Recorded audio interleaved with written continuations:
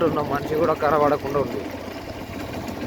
ఇంత ఘోర మంచులో ప్రయాణం కూడా చాలా ఇబ్బందికరంగా ఉంది.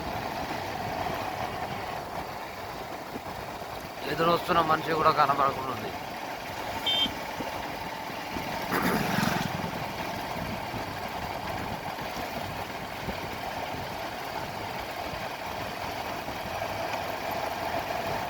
స్లోగా వెళ్ళండి, స్పీడ్లో వెళ్ళకండి. ఎదురు వస్తున్న బండ్లు కానీ మనుషులు కానీ ఎవరు కనబడకుంటుంది. మరి దగ్గరగా వస్తే కానీ కనబడదు.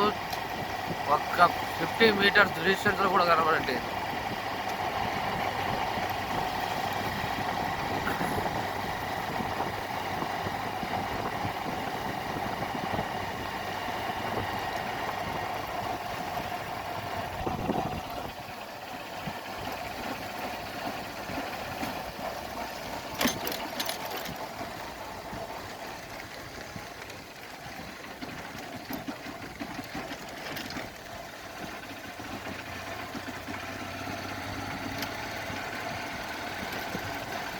చెట్లు కూడా కనబడట్లేదు.